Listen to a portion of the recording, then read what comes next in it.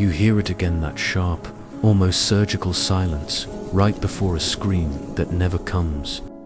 It's the kind of quiet that breathes against your eardrums, like fog on glass. Boston in the early 1960s doesn't feel like a bustling city anymore. It feels like a corridor with no doors. And tonight, you're standing in it. Alone, you're listening to 102 Hours.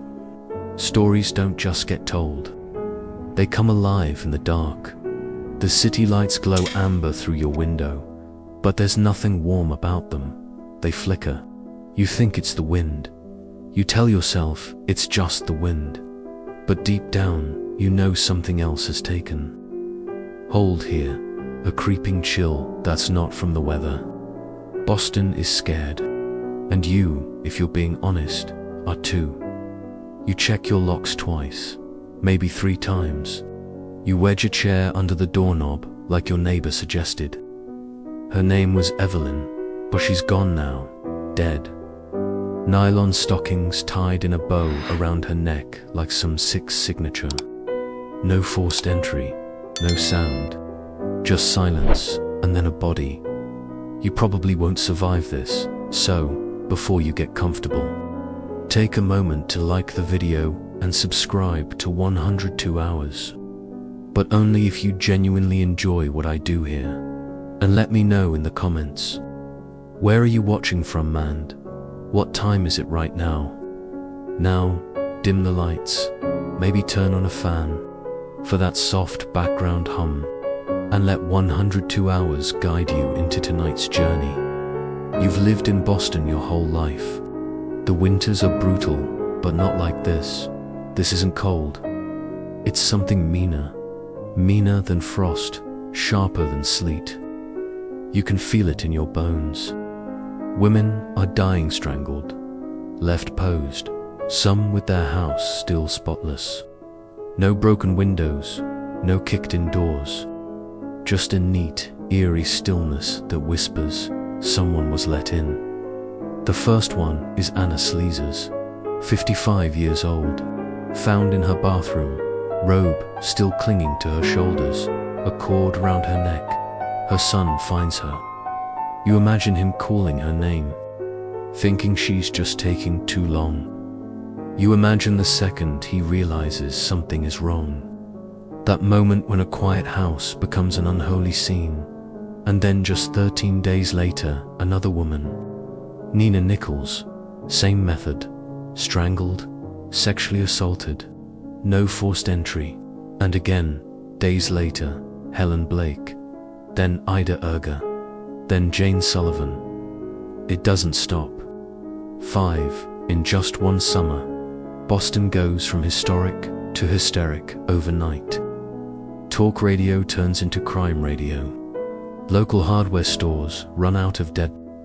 Women start carrying hatpins and kitchen knives. You watch someone install 3 locks on a studio apartment. Some men start walking with their wives to the store. Others, they stop letting them leave at all. Historical fact. In 1962, Boston had one of the lowest violent crime rates of any major American city. That summer reversed everything. For women, especially single or elderly ones, it suddenly felt like a war zone. You remember the city's silence more than its noise. Sirens became background music. But what you really recall are the missing footsteps. Those women who used to pass your stoop at 8 a.m., gone. No more morning routines, just vacancies. Quirky tidbit. Boston's libraries actually saw a spike in book checkouts that summer, mostly on self-defense, criminal psychology, and, oddly, true crime novels. People tried to read their way to safety, as if knowledge could outpace a killer. But even the smartest minds in Tapnet, professors, police chiefs, amateur sleuths couldn't stop what was coming next. Investigators still question whether all these murders were committed by the same hand. The method seems consistent, but the victims vary wildly, ages 19 to 85. Some were sexually assaulted, others not. Some apartments showed signs of staging, others felt rushed. Was it one man, or a copycat carousel of predators hiding under the same terrifying name? But one thing's certain. Boston was never the same. The very act of unlocking a door became taboo. You started leaving your lights on. Some people slept in shifts, husbands watching over wives. You'd see people talk through their peepholes like it was a confessional. You remember standing in the corner store. The clerk, nervous, only lets women in one at a time. She has a bat behind the counter. Her name's Rita. Her hands tremble, counting change. Every face at the window looks like a mask.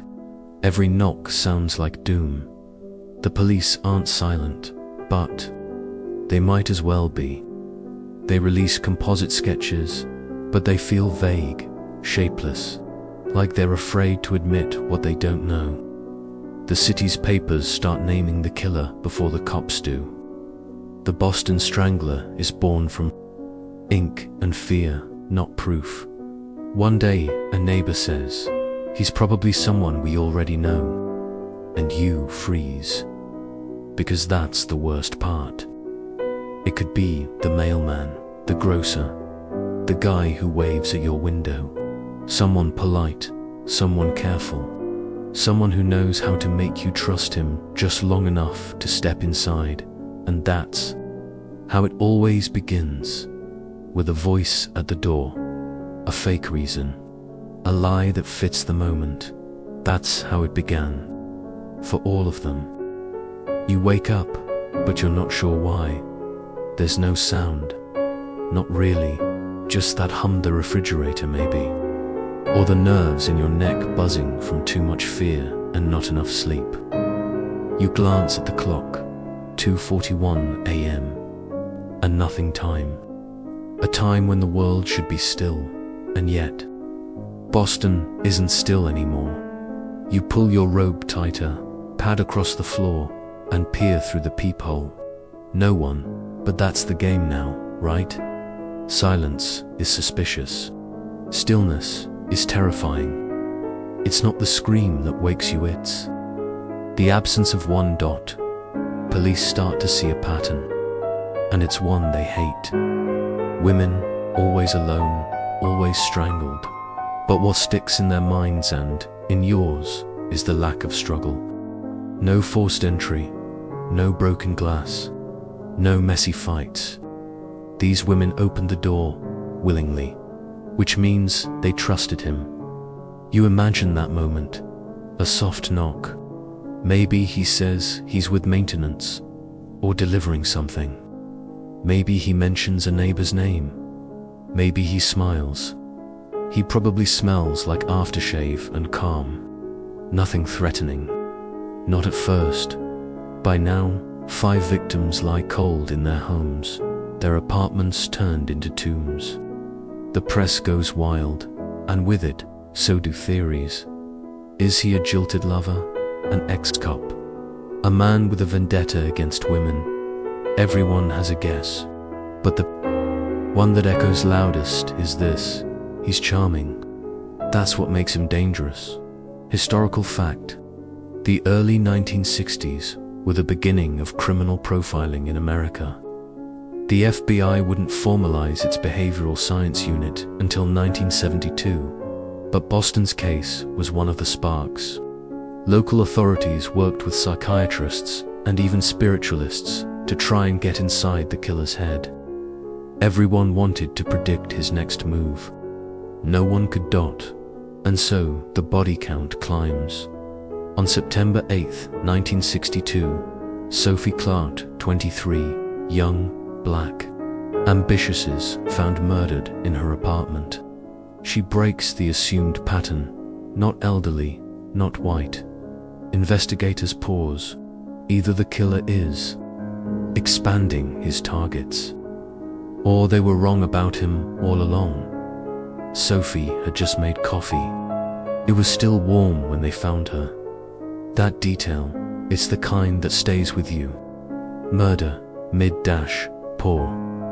Then there's Patricia Bissett, just 23, found strangled with her own blouse in December. Followed days later by Helen or Mary Blake. Her name gets confused in early reports, but her death is unmistakable.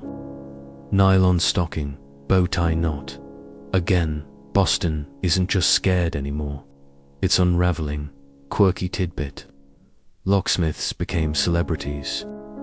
One shop reported a 400% spike in business within a month. They started sleeping in shifts, taking calls at 3 a.m. from panicked women who wanted 5 locks on a one-room flat. Some even slept with their tools in their cars. And while the city fortifies, the killer adjusts. He's not just strangling. Sometimes he uses bare hands, sometimes a scarf. He starts staging the scenes. Some women left with legs parted, others covered with blankets like he's tucking them in. There's theater to it now. Like he wants you to look. He wants the police to look, too, but they're spinning. There are no fingerprints, no hair, no blood, and in every case, the killer cleaned up. Not spotless, but just enough to make you wonder, was he trained, military, medical, just, meticulous? Investigators still question whether these differences suggest an evolving killer or a different one entirely.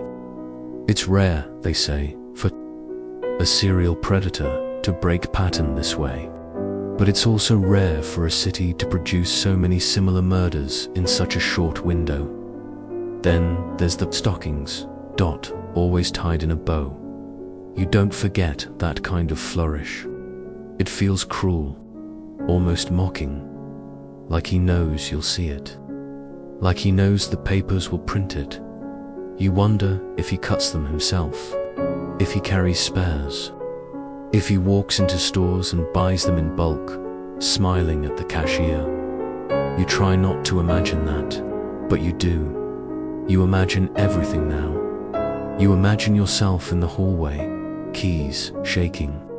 You imagine hearing something behind you and pretending you didn't.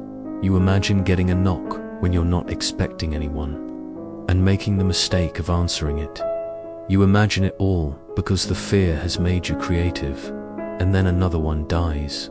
This time, it's Beverly, a 23-year-old med student, stabbed and strangled, multiple stab wounds.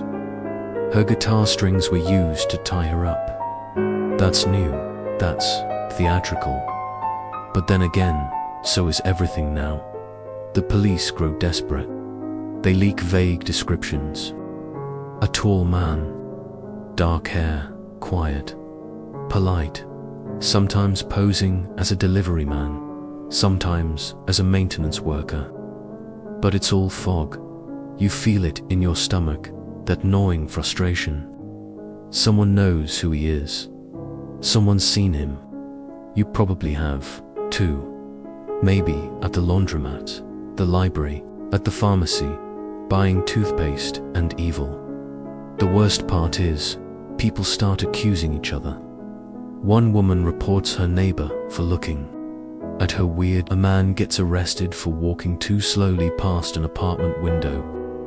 The fear becomes circular. Self-feeding. Historical fact.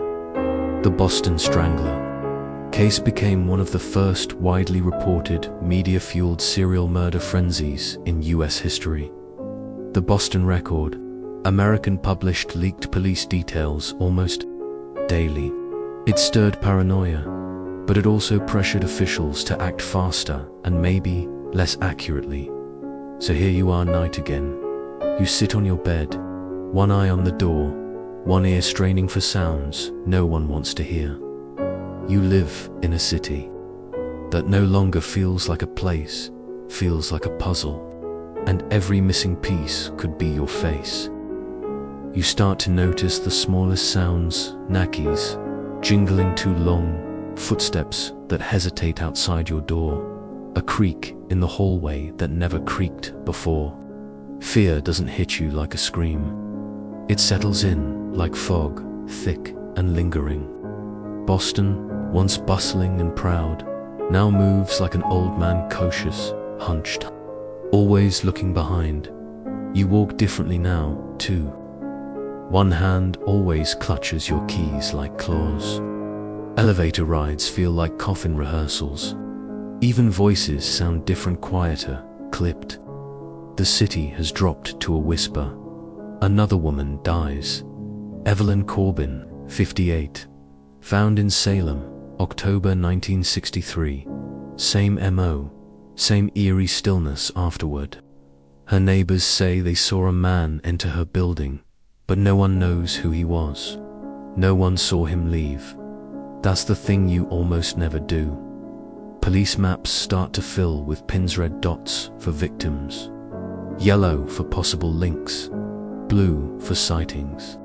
But what it really looks like is a bruise spreading across Boston.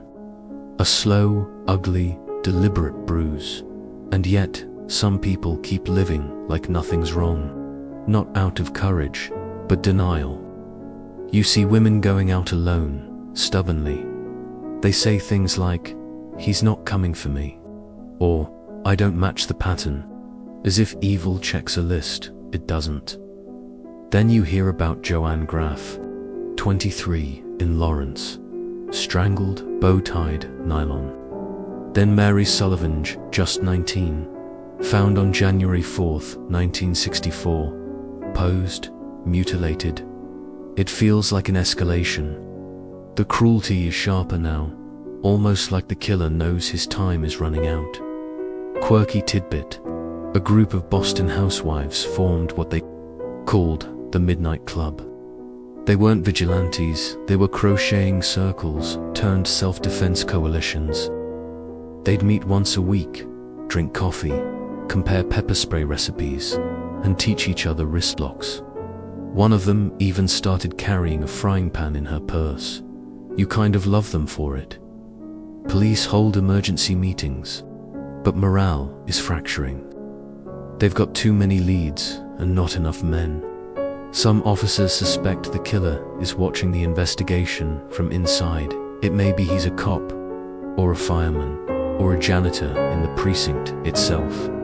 Investigators still question whether the Boston Strangler used police radio knowledge to avoid capture. Some believe he followed case developments through leaked media reports and changed tactics accordingly, timing his strikes, choosing areas that were just out of patrol reach. Whatever the case, the city is coming apart. A woman in Roxbury jumps from her second-story apartment because she hears a noise outside. Breaks both legs. Turns out it was a squirrel on the fire escape. A retired nun reportedly sleeps in a church pew with a hammer under her pillow. You see Strangler go home signs pop up in windows, as if shame could repel death. Some landlords start installing intercoms for the first time ever. Others tape handwritten signs to stairwells. Do not open for strangers. Any strangers. Historical fact: by late 1963, Boston's women's self-defense classes saw a tenfold increase in attendance. What was once niche became vital. Judo studios, boxing gyms, even community centers adapted overnight to train frightened women. But it wasn't enough. It doesn't feel like a manhunt anymore. It feels like a waiting game. Who's next? That's the question on everyone's lips. Even if no one dares say it out loud, you start to wonder, what does he do between murders? Does he go to work, sit in a diner, watch the news about himself and sip coffee like he's a goddamn tourist? Or worse, does he live 2 doors down? Your neighbor's cat went missing. Probably nothing. But your mind doesn't let you rest. People begin leaving town, just packing up and vanishing. Visiting family is the excuse, but you know better. They're fleeing, and you don't blame them. Boston's fear has a texture now, thick like syrup, bitter like aspirin. It clings to walls. It follows you into bathrooms, around corners, under your bed. Every squeaky floorboard becomes a prophecy. The city hires extra patrols, but they're spread too thin. One woman installs a tripwire in her hallway. Another uses string and bells across her windows. Impressive, sad. You don't sleep much. You drink more than you should. You memorize every voice in your building. You watch the news, hoping but not expecting something to break. Then finally, someone is caught. Not for murder, not yet, but for something. You hear about him before you see his name. Whispers at the bakery. A headline half folded in someone's briefcase on the T. A man caught for something strange, too strange to ignore. Not murder, not yet, but off.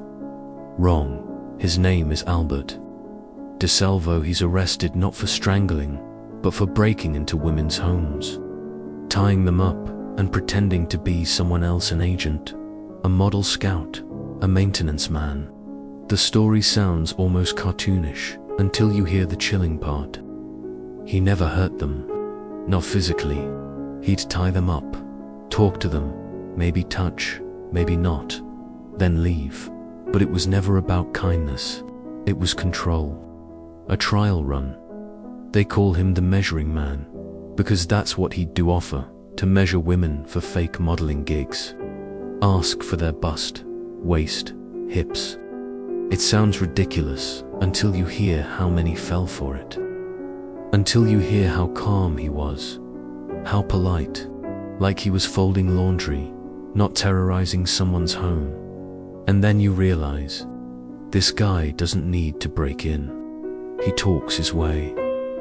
In dot, just like the Boston Strangler, investigators blink, lean in, and then ask him questions he wasn't expecting. Historical fact: criminal psychologists of the 1960s had limited tools, no databases, no DNA, no digital profiles. But they knew patterns. And DeSalvo's patterns: fake jobs, manipulation, silence, leaving victims alive, looked like rehearsals for something worse. DeSalvo sits in a small room, lights buzzing overhead, detectives circling. They ask him about the rapes. He talks. They ask him about the robberies. He nods. Then gently they ask him about the murders, and he doesn't flinch. He starts talking. You imagine the moment. A man who looks like he could sell you insurance suddenly starts recounting 13 murders like a grocery list. Dates, names, rooms, objects, postures, and that awful signature detail: nylon stockings tied in a bow. He knows things that weren't released. Police records note his eerie accuracy. The placement of one victim's shoe, the presence of dog hair, the color of a robe tossed to the left, not right. But here's the thing. He also gets things wrong. Some dates are fuzzy. Some details clash with forensic evidence. He insists one woman had red curtains. Her apartment didn't even have windows. Police start to wonder, is he trying to confess or perform? Investigators still question whether Albert DeSalvo was the actual Boston Strangler or a man seeking fame through confession. Some believe he absorbed every headline, every fear, and wrapped himself in it like a villain's cloak. Quirky tidbit: DeSalvo was a fan of crime magazines. His cell contained dozens. One detective later joked, he probably knew more about the Strangler than we did. The city pauses, murmurs, could it really be over? Could it be this simple? A man, already in custody, already dangerous, just finishing the story for them. You don't know what to feel. Relief? No, not really. Because something doesn't sit right. The murders stopped before DeSalvo was arrested. So, if he was the killer, why stop? Serial offenders rarely quit cold. They escalate, slip, explode. DeSalvo's pattern. It fizzled.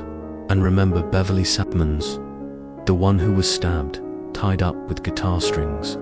That crime scene bore none of DeSalvo's habits.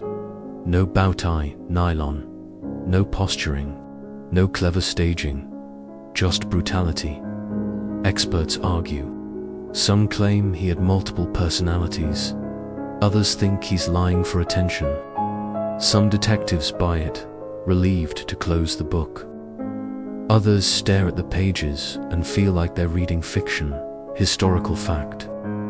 Massachusetts never formally charged DeSalvo for the Boston Strangler murders. He was sentenced to life in prison for unrelated crimes, rape, assault, breaking, and entering the murders, left legally unresolved. You can't help but wonder why confess. Was it guilt? Was it a trade?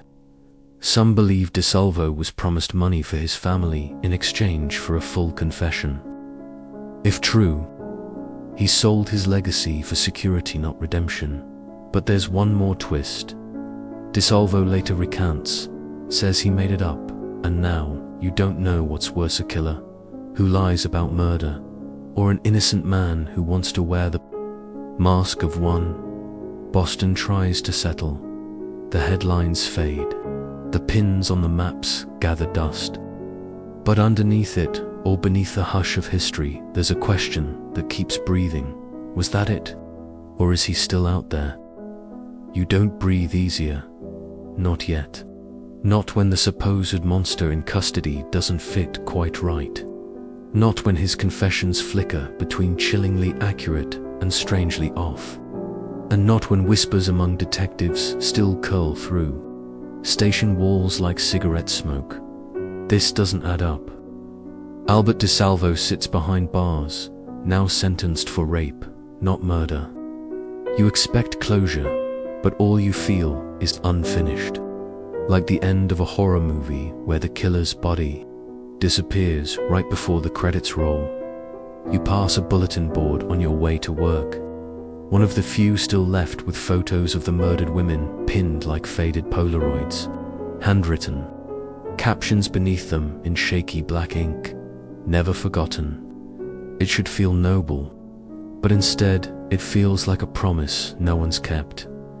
Then you start to hear their names spoken again, not in fear, in frustration. Sophie, Ida, Jane, Helen, Joanne, Mary, one by one, their families speak up. And their words sting more than the headlines ever did. My mother wouldn't have let that man in. That confession doesn't match what we saw. I've waited 40 years. Still no real answers. And just like that, the city realizes it never healed. It just grew quiet. Historical fact, in the years after DeSalvo's confession, multiple victim families publicly rejected the official narrative. They claimed inconsistencies in autopsies, overlooked leads, and investigators unwilling to admit they might have gotten it wrong.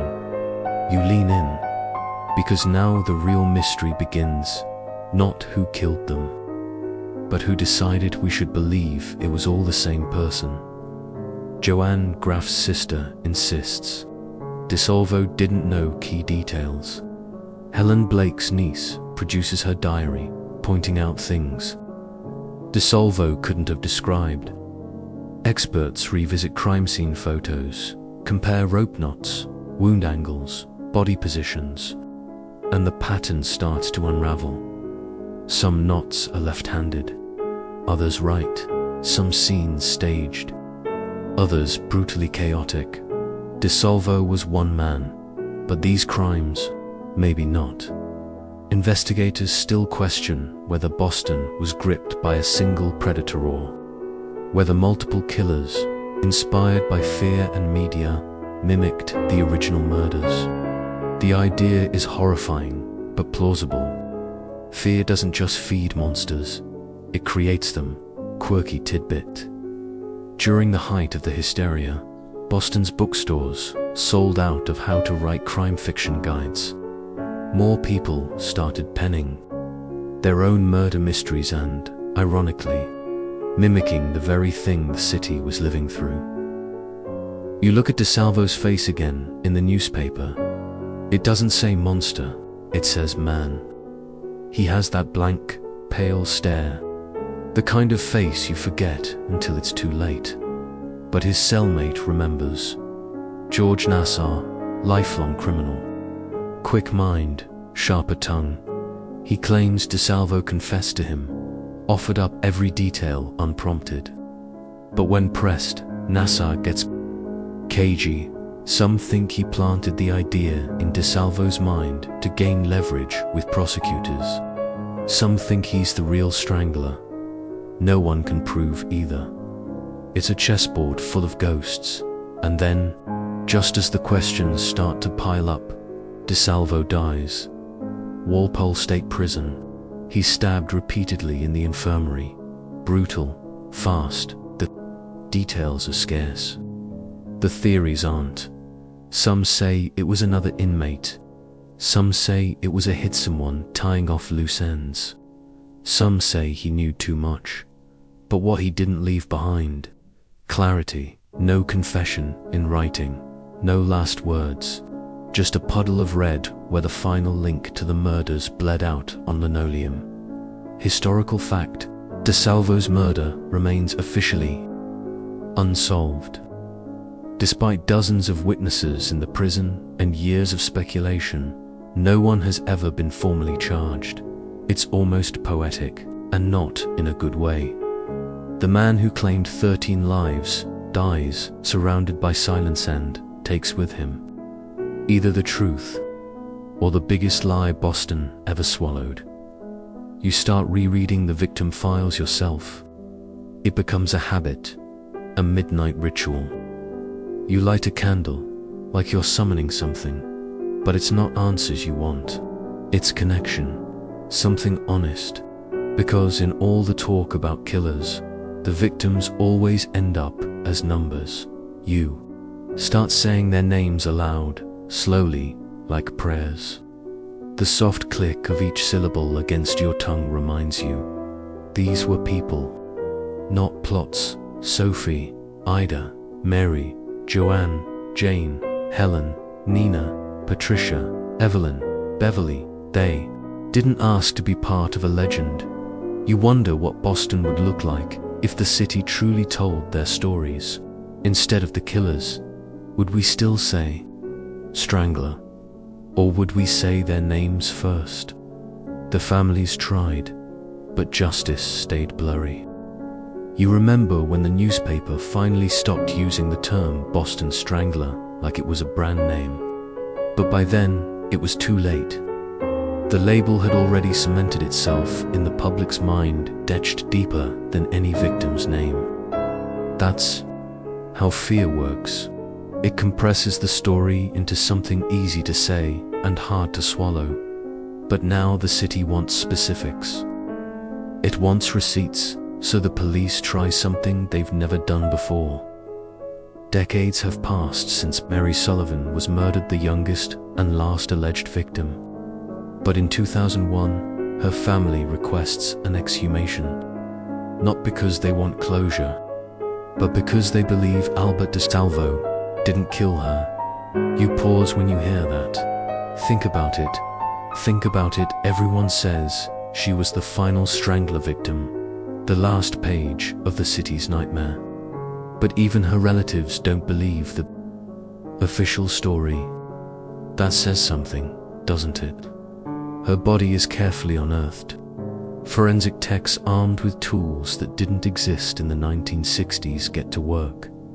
They analyze everything. Skin samples, clothing, the tiniest biological trace.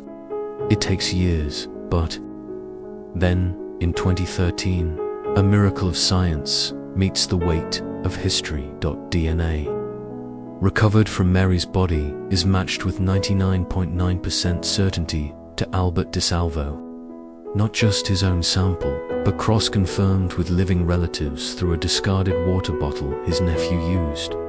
It's the first and only time DeSalvo is definitively linked to a Strangler murder by science, historical fact.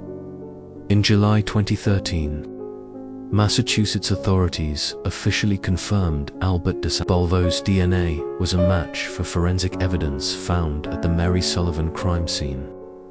This was the first solid scientific connection between DeSalvo and any of the murders he confessed to. And suddenly, you don't know how to feel again. On one hand, finally, something concrete. DNA doesn't lie. On the other, it's only one victim. What about the others? What about the women who died before Mary, in ways slightly different, eerily similar, or possibly manipulated to look the same? You start to see the cracks again.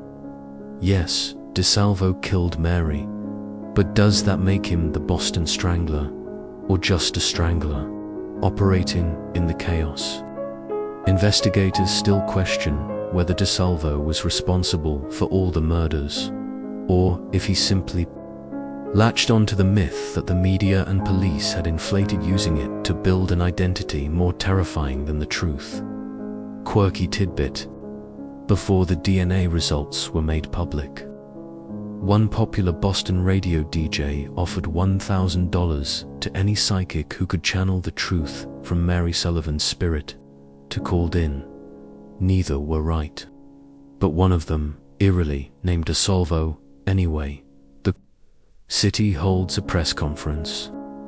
The mayor's voice is careful, measured, almost tired. He says this match brings some closure.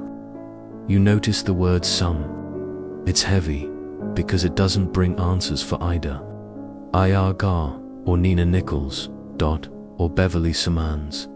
Each one remains in a folder, a photograph, a question with no punctuation. You walk past the courthouse a week later. Someone has drawn chalk outlines on the sidewalk, not of bodies, but of keys. Tiny skeleton keys. Dozens of them. No note. No artist claiming credit. Just keys. You wonder, were they left for the doors that were opened, or the ones that should have stayed locked?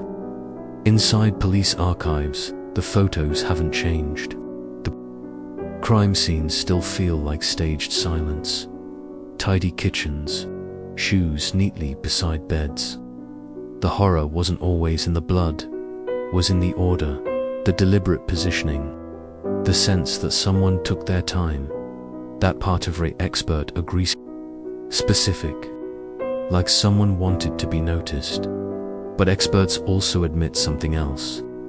The city's fear might have created patterns that weren't truly there. People linked cases because they needed to, because it made more sense than believing there were multiple killers, that the violence was not a signature, but a chorus. Historical fact. Some modern criminologists argue that only 5 to 7 of the 13 murders usually attributed to the Boston Strangler follow a consistent pattern. The rest may have been separate incidents, misclassified under the same umbrella due to public and investigative pressure. The truth: Boston wanted a monster, so they made one, and maybe he existed, but not in the way you were told. Maybe he wasn't a genius, or a lone wolf, or a broken genius who confessed out of guilt. Maybe he was just a man who saw a city already shaking and decided to use it. Or maybe he was all of it. None of it. Maybe the scariest part isn't that we don't know, it's that we might never want to know, because not knowing leaves room for the story. And the story, that's what keeps you up at night. You stare at the list again. 13 names, 13 women, but only one. Mary Sullivan has forensic proof tying Albert DeSalvo to her death. The rest, they rest on his confession, shaky police work, and a city's desperation to close a chapter it never fully read. It starts to eat at you. The dissonance Because if DeSalvo was guilty of one, maybe he was guilty of more. But the differences, the inconsistencies, they keep tugging at your thoughts like a loose thread in a sweater you can't stop pulling. Why confess to them? Oh, he didn't need to, and yet he did. You dig deeper into DeSalvo's background, hoping for clarity, but finding something murkier. He grew up in a broken home, battered by an alcoholic father, often arrested for petty crimes. Later, he joined the army, decorated, ironically, for marksmanship and good conduct. A model soldier, they said, a monster in waiting. Others now say his crimes escalated gradually: shoplifting, peeping, burglary, assault. But the way he broke into homes was always quiet, almost graceful. A man who could slip through a city like smoke through a crack in the door.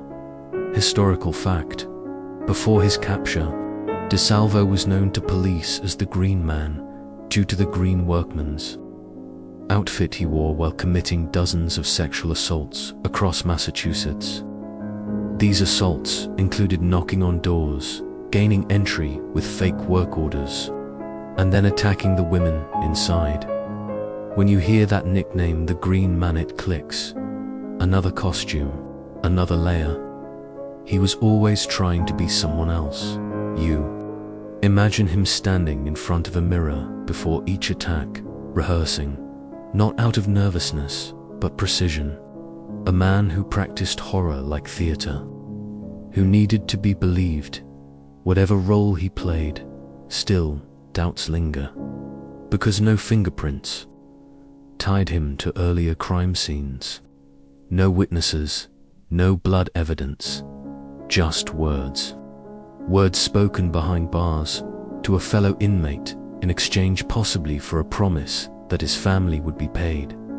Quirky tidbit: some crime historians claim DeSalvo drew diagrams of the crime scenes in his confession that were suspiciously similar to images previously published in the Boston Record American newspaper.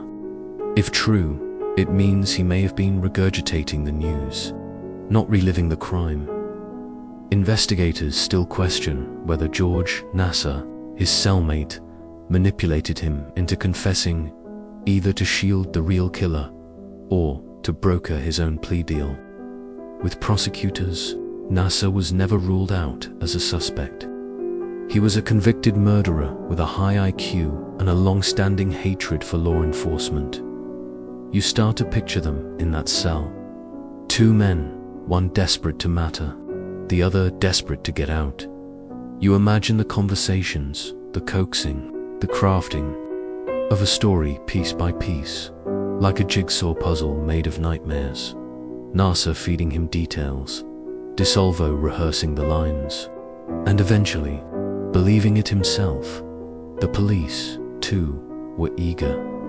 They needed a face for the Strangler, needed a bow to tie around 13 jagged horrors.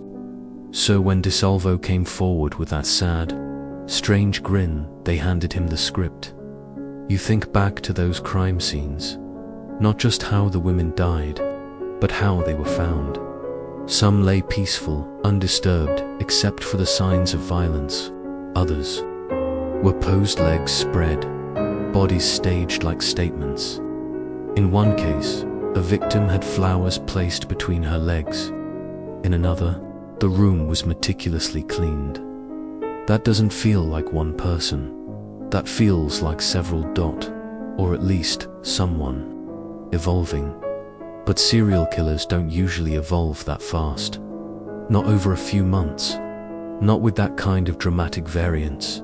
So either DeSalvo was a chameleon of chaos, or the city had multiple shadows walking its streets. Historical fact: some criminologists believe the so-called Boston Strangler murders were actually committed by as many as 4 different individuals, each with unique patterns and motives, but grouped together due to the media, frenzy and public panic. And now you ask the scariest question of all: what if the real Boston Strangler was never caught? What if he or they walked away unnoticed, while DeSalvo soaked up the headlines? Boston got its villain, but villains, you know, are often crafted by need. The families wanted justice. The press wanted drama.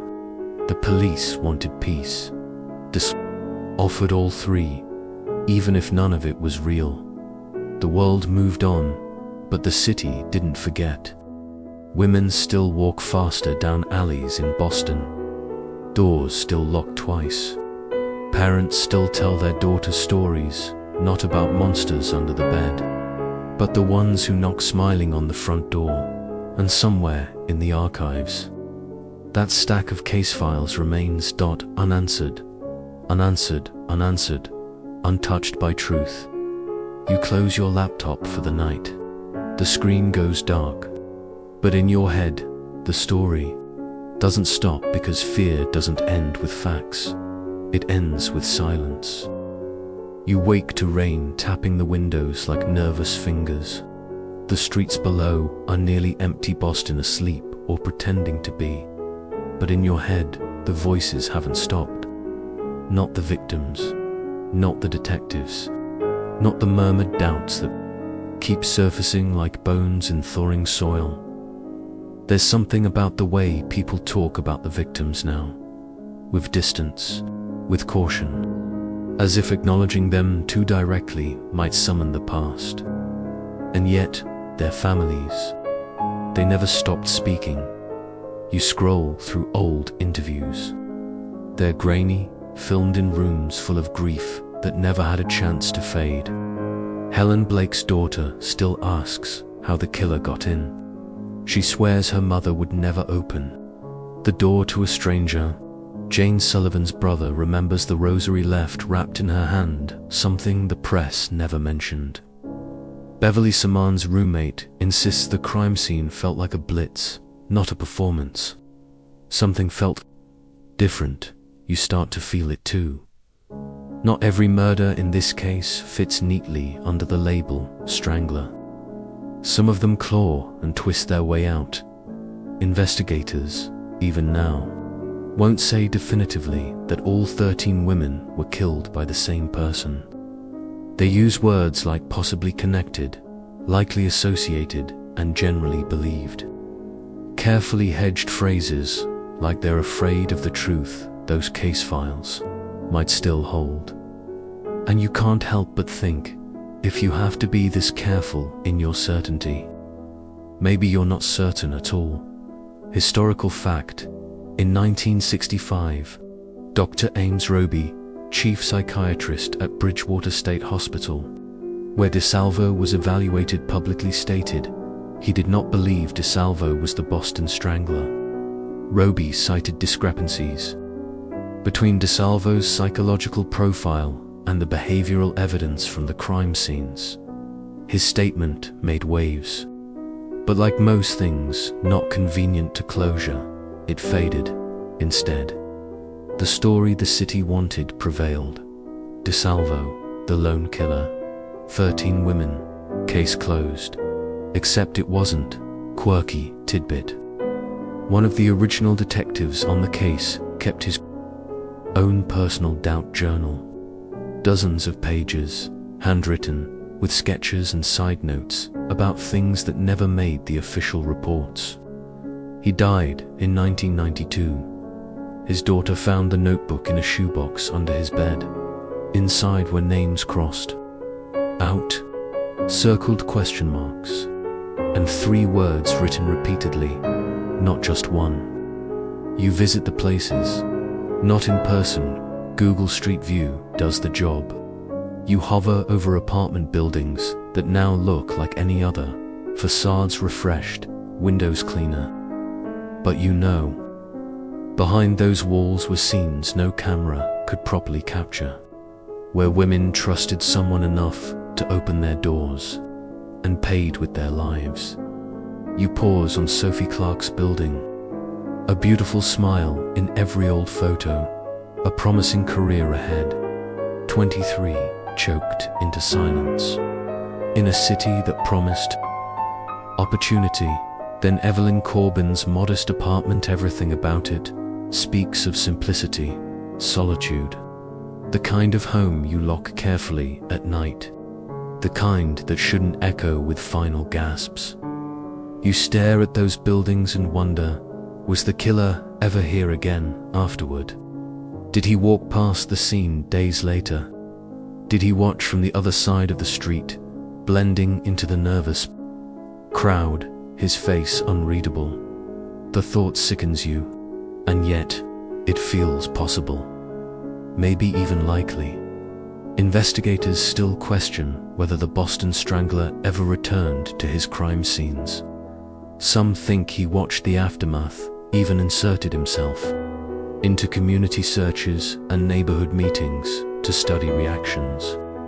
A methodical killer often likes to be near the ripple of what they've done. But if that's true, then why didn't anyone recognize him? Maybe they did. Maybe someone said something and no one listened. Or worse, maybe someone protected him. You learned that more than a few suspects were quietly investigated and then dismissed. Doctors, maintenance workers, even a local politician. But nothing stuck. Nothing ever did. Too many shadows, too much fear, too few clear answers. Boston's media had its own role in this unraveling.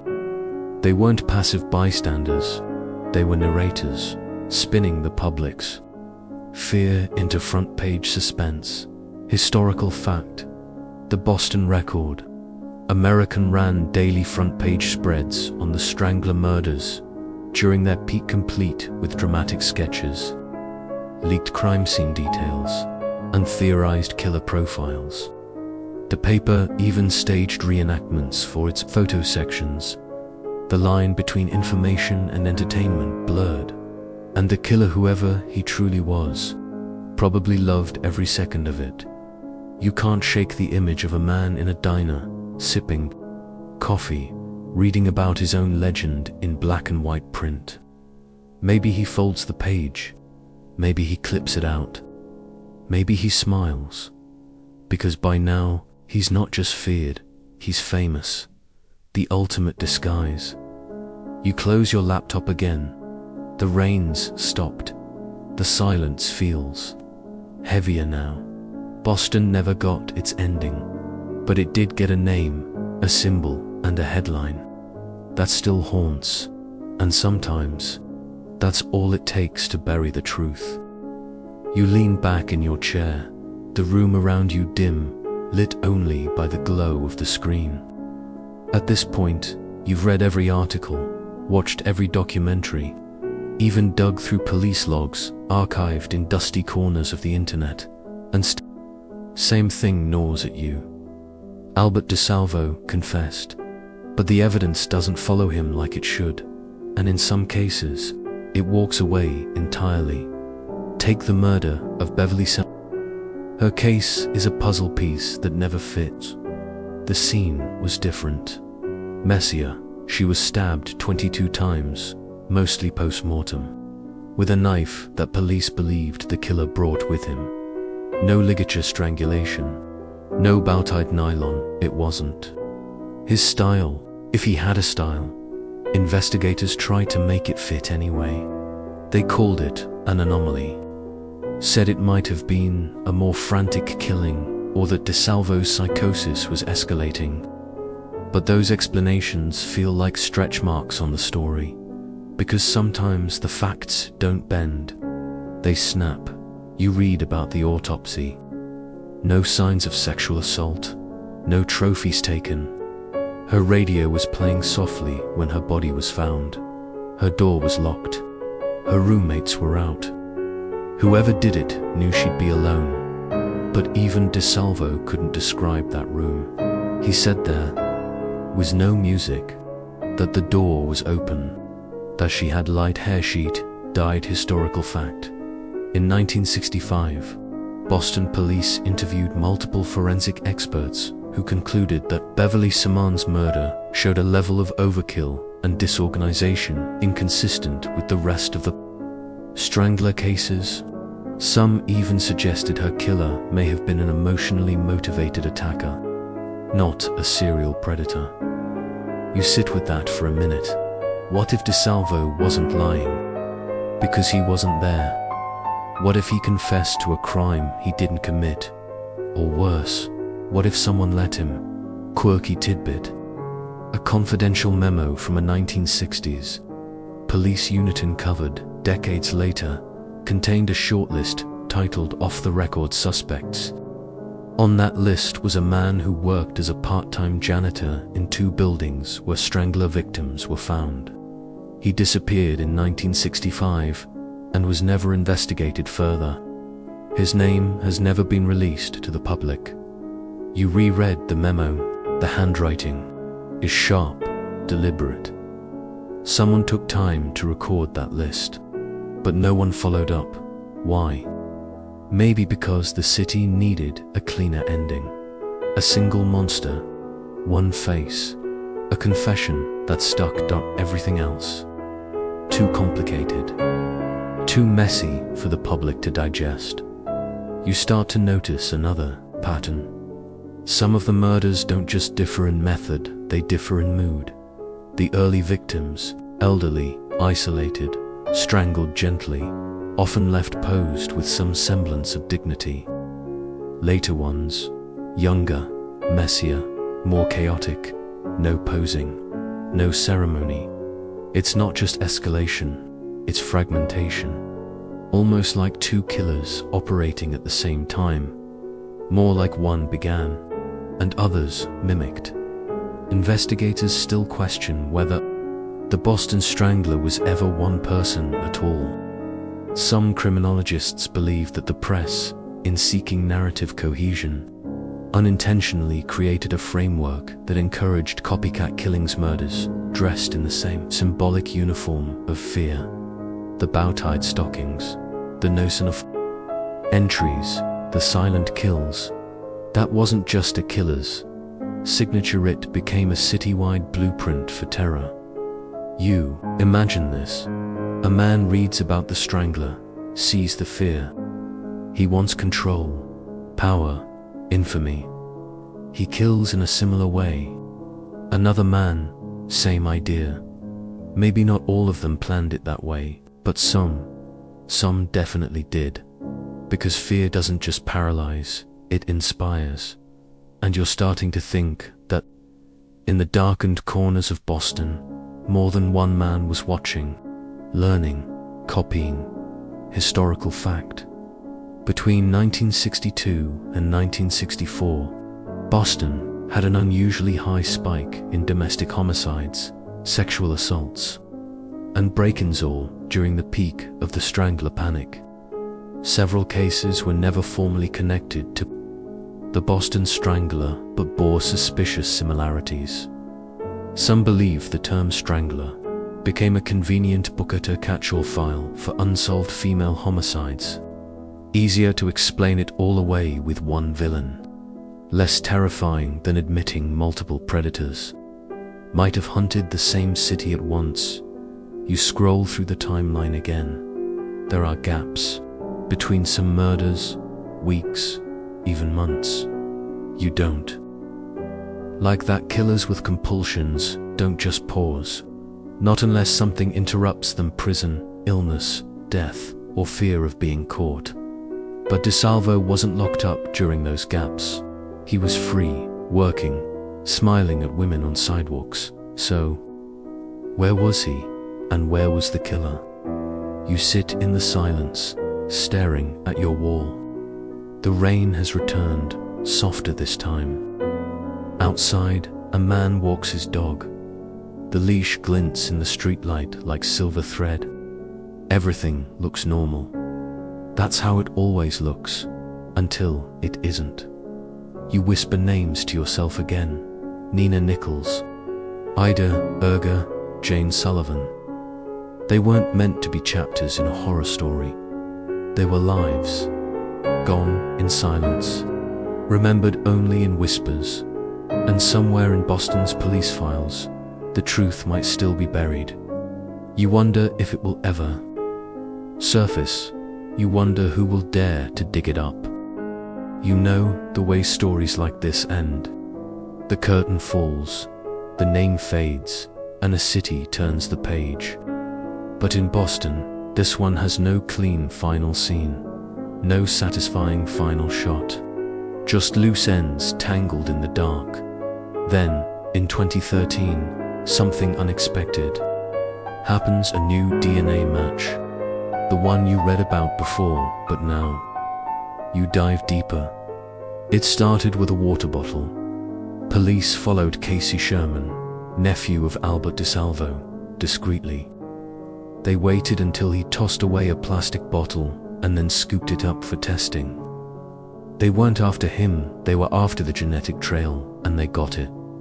The Y chromosome DNA matched evidence left at the Mary Sullivan crime scene. Later, a direct sample from Albert's exhumed remains sealed the confirmation. He was there, finally. Indisputable proof. But your gut doesn't celebrate, because one piece isn't the puzzle. And all this does is thicken the fog around everything else. Yes, DeSalvo killed Mary. That part is real, tangible. But when you lay that fact next to the others, it stands alone, like an island in the middle of 13 stormy waves. Historical fact: the DNA match to Mary Sullivan was the first scientific evidence connecting DeSalvo to any of the Boston Strangler murders. The other 12 cases have never yielded forensic ties to him or to each other. You watch the press conference from that summer. The state's attorney general stands stiffly beside Boston PD brass, reading from a page. He says this match validates what we've long suspected. But his eyes don't look relieved. They look tired. Like even he knows this doesn't wrap things up. And behind the reporters, you spot her Mary Sullivan's sister. Her face holds something complex, a strange cocktail of grief, vindication, and disappointment.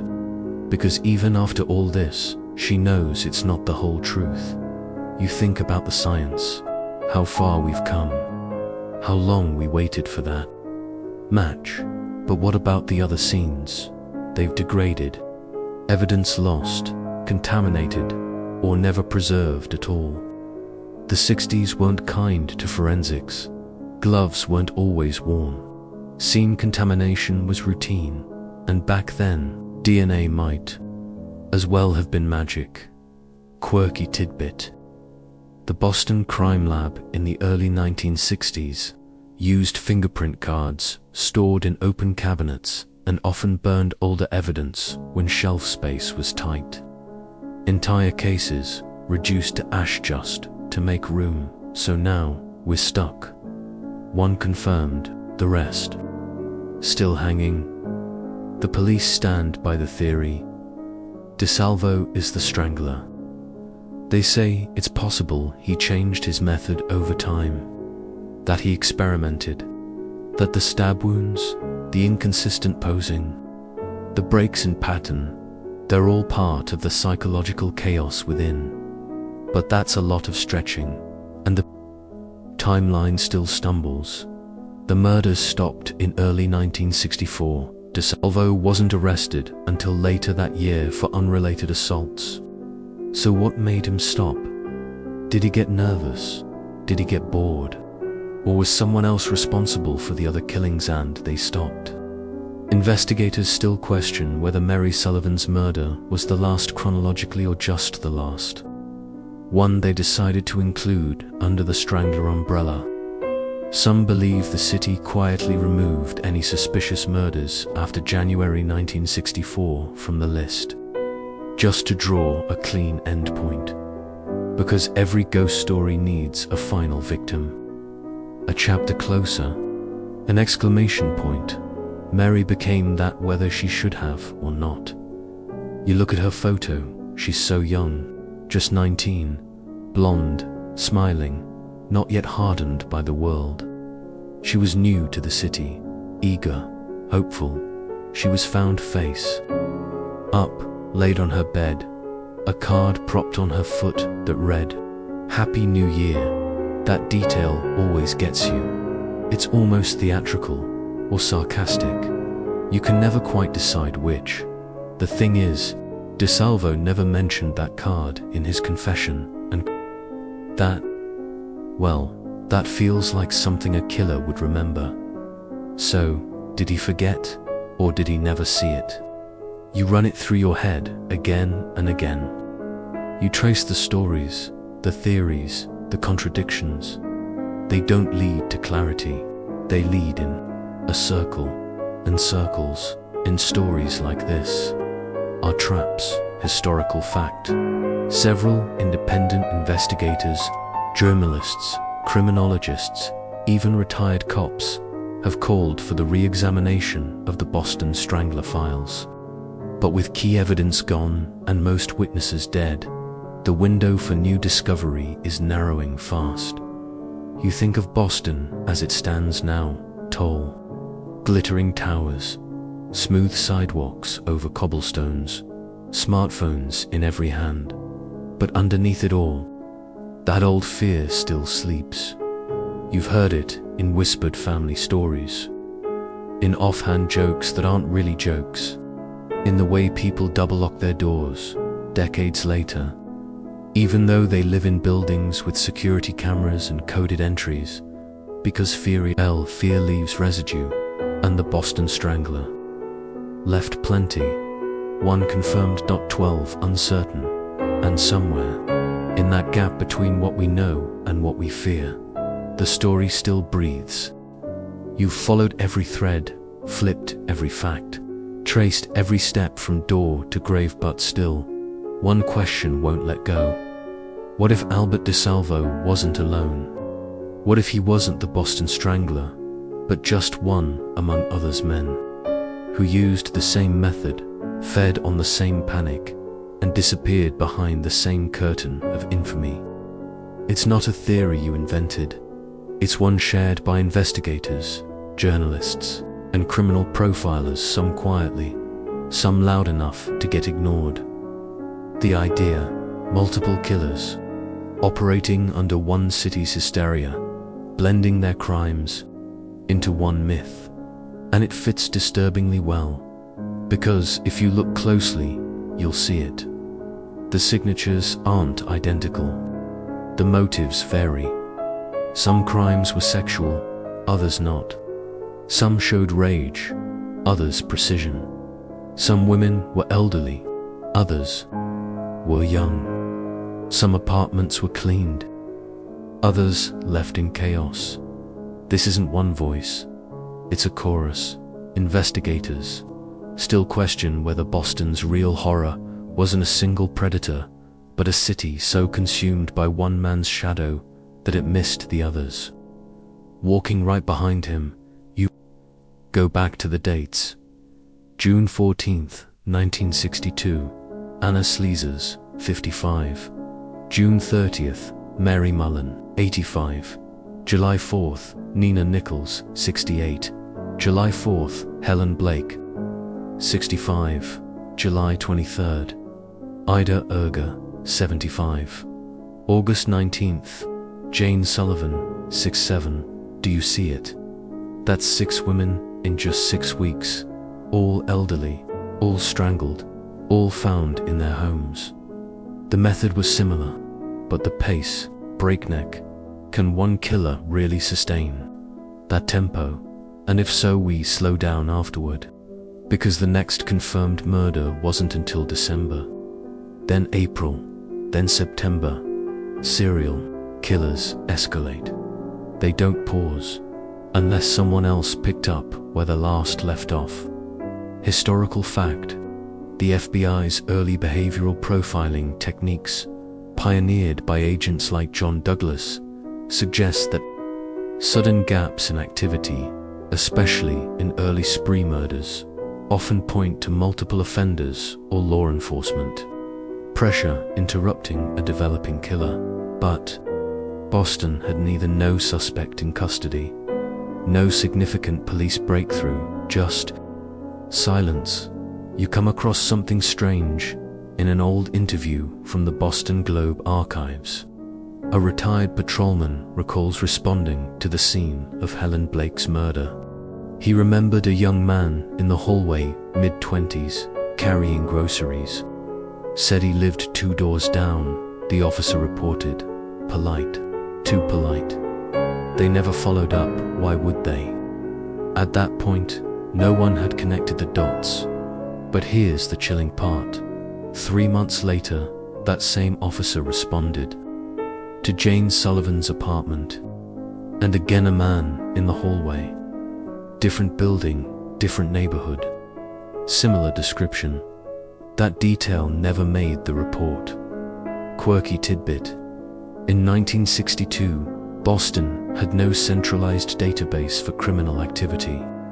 Each precinct maintained its own records, which meant potential suspects, patterns, and overlaps could indeed fall through the cracks for years. It wasn't until the mid-70s that data sharing between precincts became standard. So now you wonder, how many faces passed through those scenes? How many went unnoticed? And how many quietly slipped back into their lives, their urges satisfied, their masks intact? There's a theory floating out there. Call it fringe if you want, but it's hard to ignore. Some believe one of the early victims knew her killer, that the murder wasn't random, that it was a domestic dispute or personal vendetta masked to look like the work of the Strangler. And once that pattern emerged, others followed it, because patterns don't just reveal truth, they also create camouflage. The more Boston tried to define the Strangler, the easier it became for others to slip into that silhouette, to use the legend like a disguise. It's not unprecedented. Copycats exist. We know this, especially when fear makes people focus on one shape, one script. Historical fact. The Zodiac killings in California in the late 1960s triggered multiple copycat attempts. Some confirmed, others suspected, many mimicking the killers. Tone, method, or messaging to provoke confusion and chaos. Now place that same dynamic in 1962. Boston, a city wrapped in Catholic guilt, post-war politeness, and paper-thin community trust. You start to realize it was the perfect storm. A city that didn't just fear the killer, it enabled him. You walk through Boston Common one afternoon, earbuds in, mind racing. Families are picnicking. Tourists pass the old churches, the red brick Freedom Trail winding like a ribbon beneath their feet. No one talks about the Strangler anymore. Not openly, but that doesn't mean he's gone. It means the story stopped being told. Or rather, it was told too well, told so neatly, with just enough blood, just enough mystery, and one single, lonely villain. Perfectly packaged, marketable, but reality is never that tidy. You glance up at the skyline. It's clean now, new towers, polished glass. But you know beneath that shine, the same old stairwells exist. The same dark corners. The same doors once opened in trust. You remember the women. Their names aren't recited like the killers. You can't buy a Mary Sullivan t-shirt or a Joanne Graff hoodie. But you can watch a movie about DeSalvo. You can read his name in thrillers. That's the legacy we gave him. And in doing so, we might have buried the truth alongside it. You walk slower through Boston these days, not because you're afraid, but because you're paying attention, really seeing the city, the bricks, the stairwells, the warped window frames on second-floor apartments. You wonder how many stories hide behind those panes, how many open doors no one talks about anymore. Everyone knows the name Boston Strangler. Almost no one knows the names of the women. That's the great theft, isn't it? He didn't just take lives, he took the spotlight. You turn on the radio news of another true crime series. A slick Hollywood retelling, this time with A-list actors, period costumes, and soft lighting. The story, inspired by the chilling case of the Boston Strangler. You mute it halfway through, because you've seen what happens when the story becomes entertainment. The fear stays, the facts blur, and the victims, well, they get edited out for pacing. Historical fact. In 2023, the streaming film Boston Strangler, starring Keira Knightley, reignited public interest in the case. While it introduced a new generation to the crimes, critics noted it focused more on the journalists than the victims. Another shift in spotlight away from those who were lost. You don't blame the storytellers. Not entirely. The case is seductive. A mystery that never really closed. A man who confessed. A city paralyzed. But the more you dig, the more you feel the weight of everything that didn't make the cut. Like the files from Suffolk County, the office that were never fully released. Or the handwritten notes detectives took but never filed. Or the 3 strangulation cases in the Boston suburbs that almost matched, but were quietly dismissed as unrelated. You wonder why? Quirky tidbit. A little-known case in 1963 involved a woman found in Lynn, Massachusetts, strangled, sexually assaulted, and left posed. The Mo mirrored the Strangler cases, but she was young, lived in a different neighborhood, and according to one detective, didn't fit the pattern. Her name, Patricia Gagnon. She's rarely mentioned in official Strangler lists. Investigators still question whether some murders were excluded on purpose, because the more victims you connect to the story, the shakier the one-killer theory becomes. And Boston couldn't handle that. Not then. They needed answers, clean ones, even if they weren't real. You think about the people who shaped the narrative. Reporters, the police brass, the politicians. Many of them retired. Some died. Some never talked publicly again. The ones who did the beat cops, the paramedics, the night shift coroners. Their stories paint a rougher portrait. More confusion, less certainty, like the EMT who said one victim's bedroom looked staged after the fact, or the detective who swore the DeSalvo confession didn't match even half the evidence he saw, or the pathologist who asked, quietly, why the press was allowed to publish crime scene photos before families were even notified. You can feel the seams. This isn't just a murder case. It's a story sewn together by need, a city desperate for a villain, a public too terrified to imagine the alternative, that there wasn't one killer, but many, that the evil was systemic, not singular, that predators flourished because the city gave them cover unintentionally, maybe, but effectively. The media flooded Boston with fear. Women locked themselves inside. Neighbors became suspects. And somewhere amid that noise, real killers could hide in plain sight. Because all eyes were on one name. DeSalvo, the man who couldn't stop confessing. The man who, despite matching only one scene with DNA, swallowed the entire narrative, like a snake eating a city hole. And here's the worst part. Liked it. He gave interviews, drew diagrams, spoke with a strange calm, not proud, not ashamed, just content. Like someone who'd finally been cast in the right role. He became a character, a cautionary tale, and somewhere along the way, the women became scenery. That realization sits heavy. You read their names again: Anna Slesers, Mary Mullen, Nina Nichols, Helen Blake, Ida Erger, Jane Sullivan, Sophie Clark, Patricia Bissett, Beverly Samans, Evelyn Corbin, Joanne Graff, Mary Sullivan. 12 women plus one who confessed. 13 murders that rewrote a city. But in every retelling, every documentary, every Netflix dramatization, you notice the same thing. The camera stays on him, rarely on them. Historical fact: in a 1995 survey of Boston residents over the age of 55, 82% could name Albert DeSalvo as the Boston Strangler. Fewer than 15% could recall even one victim's full name. That's not justice. That's branding.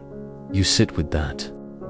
Try to imagine the world flipped where true crime focused less on the monster and more on the aftermath. Where every retelling ended not with "he got caught," but "here's who we lost." You imagine walking down Beacon Hill, and instead of a statue of Paul Revere, there's a plaque on every brownstone where someone died. Names engraved, stories shared. It doesn't feel like gloom. It feels like truth. Maybe that's what Boston still needs. Not more speculation, not more spotlights, but remembrance. Real, quiet, sacred remembrance. You dream of stairwells, the kind that wind tightly in old Boston buildings, where every step feels older than the last. They creak beneath your feet, echo louder than they should, and smell faintly of bleach and dust. In the dream, you're walking up, but each landing is the same. Same wallpaper, same silence, same door, just waiting to open. You wake up feeling like someone else has been in your apartment. You know they haven't. But the feeling, it's familiar now. The same feeling that gripped a city 60 years ago and never quite let go. Boston's scars aren't visible anymore. The buildings are newer. The stairwells have brighter lights. The locks are smarter. But ask anyone who lived through those years, and they'll tell you, the fear never really left. It just changed shape. Ask Rita, who still keeps a baseball bat by her bedroom door. Ask Paul, whose grandmother taught him at 6 how to call 911 from a rotary phone because bad men don't knock twice. Ask Maria, who lived one floor down from a victim and swears to this day she heard someone walking that night, but the footsteps stopped before the scream ever came. Fear leaves fingerprints, too, just not the kind you can dust. Historical fact: Boston's homicide rate plummeted after 1964, not because violent crime ended, but because the sheer panic of the Strangler years had pushed the public and police into extreme hype. For years, the city watched itself. You read about the detectives who stayed behind after retirement, some of whom kept personal case files in their basements. Men who never stopped questioning the narrative, even after the ink had dried.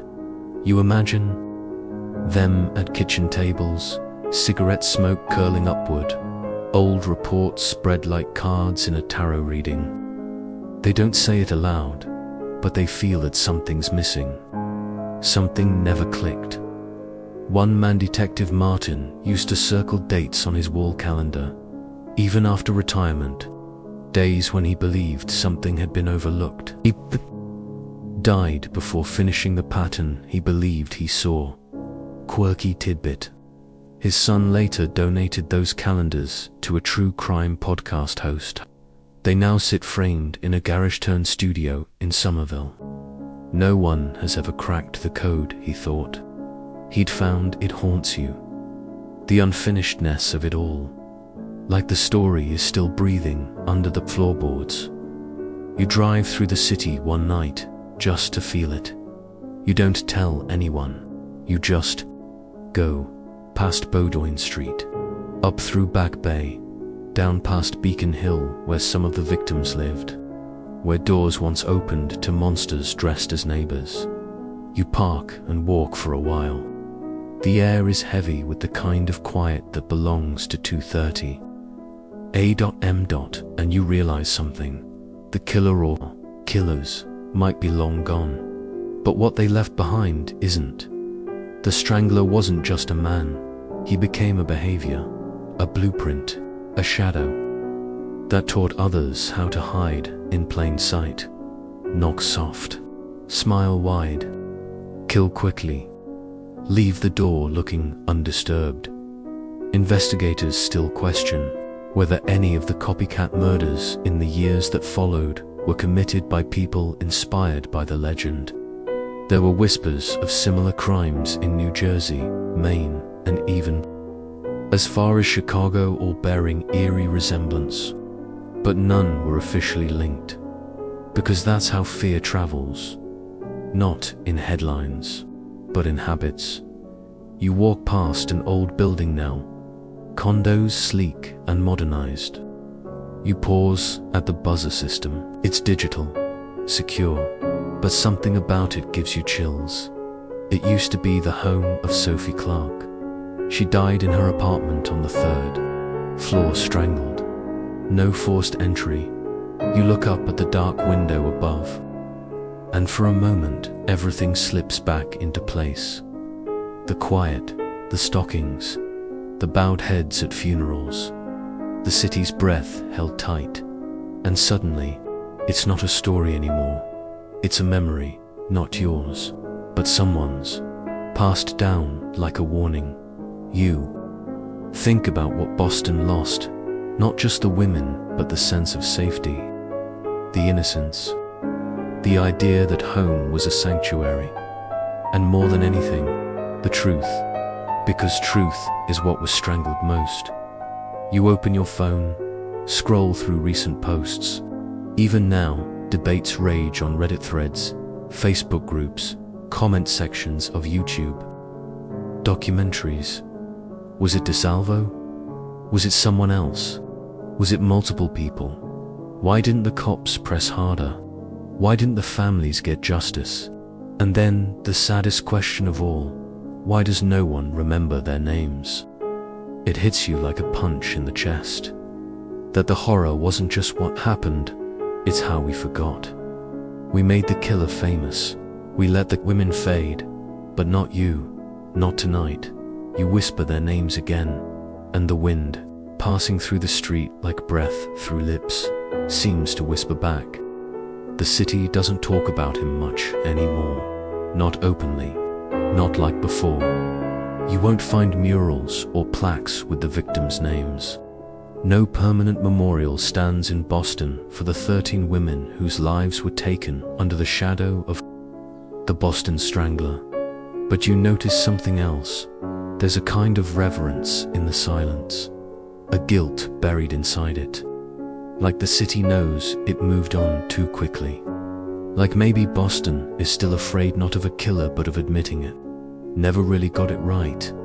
You walk past a group of college students, laughing outside a cafe.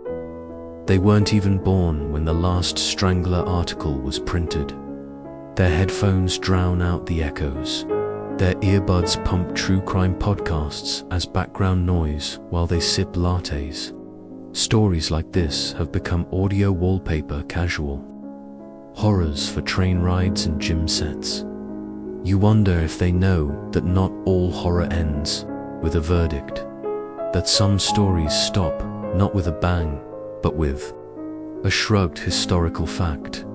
To this day, Massachusetts has never officially closed the Boston Strangler case. DeSalvo was never charged with a single one of the 13 murders.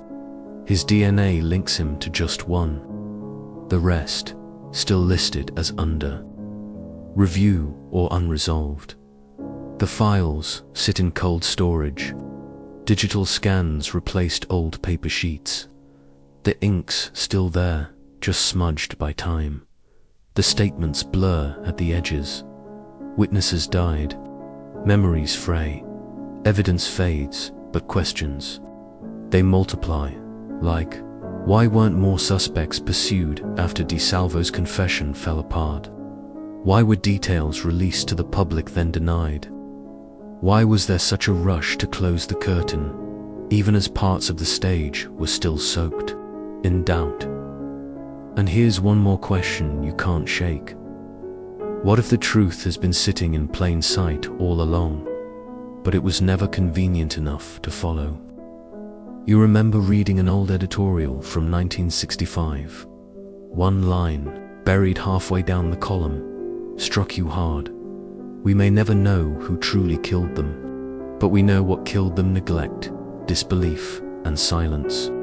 That hits like a funeral bell.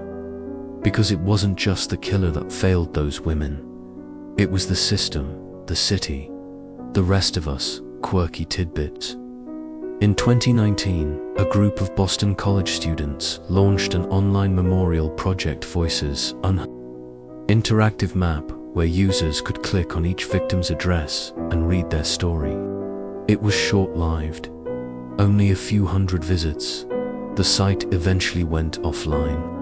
The domain was bought by an ad agency, stories lost in the shuffle, memories rerouted for profit. You keep going back to the last photo of Mary Sullivan given before. She died. Her smile is soft, unsure, like she's just starting to figure herself out. She was excited to live alone. She'd just moved into that Beacon Hill flat. It was supposed to be a fresh start. Instead, it became a full stop. You picture her making tea the night before, choosing what to wear, fluffing her pillow, all the little rituals of someone who expected tomorrow. But tomorrow didn't come, and the worst part, someone walked away from that room, unseen, unnamed, perhaps never even suspected. That's the part that lingers most. Not the murder, the vanishing. Investigators still question whether the Strangler's legacy is more myth than man, more ghost story than confession. Some say the narrative was shaped more by headlines than handcuffs, more by what we wanted to believe than what could ever be proven. Boston learned the cost of certainty. It cost 13 names, their endings, and possibly cost the truth its voice. You keep digging though. You read old case notes, listen to grainy interviews, even scroll through forums populated by amateur sleuths. Most are chasing closure, some are chasing clicks, but a few, a rare few, are chasing something else entirely. Remembrance, not just of what happened, but of who it happened to. You think about creating your own version of Voices Unheard. Starting small, maybe a blog, maybe just a single post, one story per woman. A headline that doesn't scream their killer's name, but says their own. Because legacy isn't what we leave behind, it's what we choose to keep alive. And maybe, just maybe, the scariest thing about the Boston Strangler isn't that we don't know everything, it's that we stopped trying to. You return to the beginning, not just of the story, but of the feeling. That whisper in the hallway, that knock on the door, that invisible shift in the room when you realize something is off. You can't see it, but you feel it. It's the same way Boston must have felt in the summer of 1962. Something was wrong. Something had entered that didn't belong. And now, after everything, after 13 murders, decades of doubt, one confession, and 100 questions, you realize that terror was never really in the facts. It was in the silence between them. The Strangler didn't leave behind a manifesto. No symbols carved into walls, no letters mailed to newspapers, no taunts, no poetry, just women, quiet, dignified, ordinary women who vanished into violent ends, in their own homes, with their own doors opened by trust. Historical fact: despite the Boston Strangler case's prominence, no comprehensive public archive of all victim case files exists. Some were destroyed, others sealed, others simply lost. Maybe that's the final horror, that the truth was small, fragile, easy to misplace. You sit by your window and watch the city breathe. The skyline glows gold over the Charles River. Boats drift lazily. A cyclist flies past, headphones in, oblivious. Life moves on. It always does. But tonight, something feels slower, heavier. You can't unsee the patterns now. You can't unknow the gaps. Quirky tidbit. In the late 1990s, one of the surviving officers from the original investigation anonymously funded a college scholarship in Mary Sullivan's name. No press, no fanfare. Just a note for what we still owe her. You wonder how many others carry quiet guilt. You imagine a citywide whisperer, collective confession, not of crime, but of failure, of moving on too fast, of believing too easily, of needing closure so badly that they took the first hand offered, even if it wasn't the right one. And somewhere, that hand might still be out there, older now, invisible, but never innocent. Investigators still question whether they'll ever find another shred of proof. A hidden diary, a deathbed confession, one last forgotten file in a dusty archive that links the right man to the right crime. But more and more, it feels like the case has faded into folklore. It started with real blood. It ended with half-remembered ghosts. You listen to the city's noise. The sirens are fewer now. The voices louder. Women walk alone again, mostly unafraid. But deep down, some still remember. A mother tells her daughter to always lock up, even in daylight. A grandmother still double bolts her kitchen door, because memory doesn't leave. It just grows quieter. And tonight, you whisper the names again, one by one. Anna Slesers, Mary Mullen, Nina Nichols, Helen Blake, Ida Ergo, Jane Sullivan, Sophie Clark, Patricia Bissett, Beverly Samans, Evelyn Corbin, Joanne Graff, Mary Sullivan. 13 lives, one haunting story, but only one confirmed killer, and a city still asking questions that echo longer than screams. You're still here. Maybe your room is a little colder now, or maybe the silence just feels heavier than it did before. You followed a trail that was never meant to lead anywhere clean. A path with 13 markers and 1,000 shadows, but for the last hour, you've remembered something the world tends to forget. That stories like these aren't just about monsters. They're about people, real people, with quiet routines and soft rituals. People who never thought twice about opening the door. So before you close yours, tonight pause, look at the lock, feel the weight of knowing, then breathe it out, because the past can't hurt you unless we let it vanish, unless we stop speaking the names, unless we let the darkness write the ending.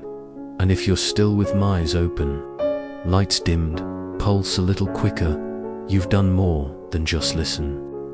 You've witnessed, you've remembered. So take a deep breath. Let it stretch long and slow. Let the city outside settle back into its hum. And let this final truth stay with you. Not every story ends with answers, but some. Ask better questions, sweet dreams.